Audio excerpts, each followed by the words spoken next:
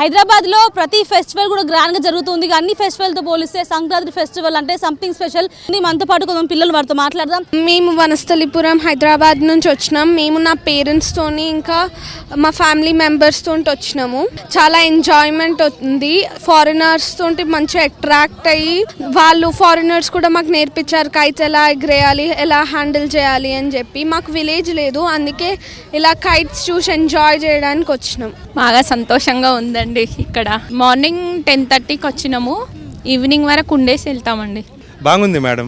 ఒక 15 మినిట్స్ ముందు వచ్చినాను.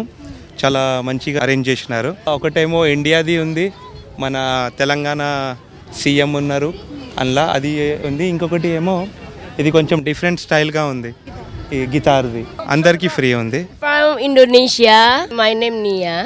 Very good. The first time I came here, this is a good wind afternoon because this morning no wind.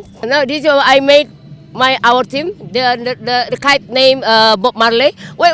Oh, sorry.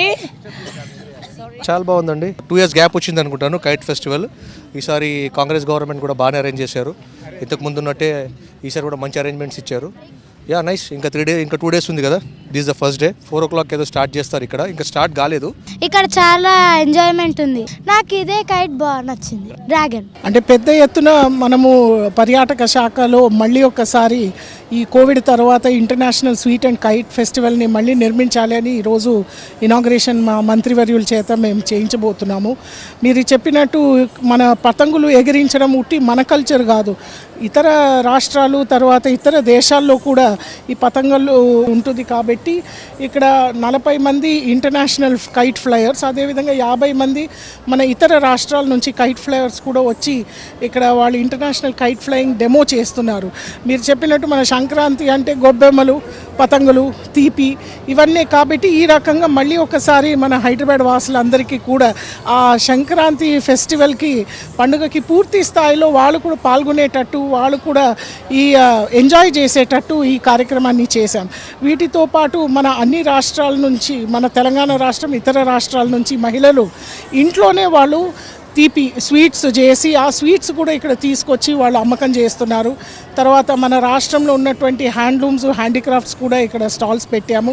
ఈ రకంగా ఒక కుటుంబము భోగి రోజో, సంక్రాంతి రోజో లేదా కనుమ రోజో ఏదో ఒక రోజు 1 గంట సేపు అయినా వచ్చి పండుగని వాళ్ళు ఈ వాతావరణంలో సాంస్కృత్య నాట్యాలు, తర్వాత మన భోజనాలు అండ్ మన పాటలు అన్నిటినీ కూడా వాళ్ళు అనుభవించి పోవాలి అని మేము కోరుకుంటున్నాం. అంటే అందరికీ ఎంట్రీ అండ్ ఎగ్జిట్ పాయింట్స్ కూడా మేము స్పష్టంగా ఇండికేషన్ ఇచ్చాం. తర్వాత పార్కింగ్ కూడా విడిగా ఉంది. తర్వాత నీళ్ళ వసతి, తర్వాత టాయిలెట్, శానిటేషన్ వసతి కూడా ఇక్కడ ఇవ్వడం జరిగింది. వీటితో పాటు వాళ్ళు ఇక్కడ కూర్చోడానికి కూడా చైర్లు ఉన్నాయి. కల్చరల్ ప్రోగ్రామ్స్ పొద్దున్నుంచి రాత్రి వరకు ఉన్నాయి ప్రతిరోజు. ఇందులో ఫోక్ డాన్సెస్తో పాటు ఇతర క్లాసికల్ కల్చరల్ పర్ఫార్మెన్సెస్ కూడా ఉన్నాయి. కాబట్టి వాళ్ళు కూర్చొని పర్ఫార్మెన్సెస్ అంతా కూడా చూసి కొంచెం టైం స్పెండ్ చేసి పోవచ్చు. అంటే మాకు అంచనా ప్రకారము ఈ సంవత్సరం కూడా సుమారు 3 రోజులు కలిపి ఒక 15 లక్షల మంది వరకు వస్తారు. ఇంతకుముందు కూడా 8 నుంచి ఒక 12 లక్షల వరకు వచ్చారు. సో మా అంచనా ప్రకారం సుమారు ఒక 15 లక్షల వరకు వస్తారు. హ్యాపీ సంక్రాంతి.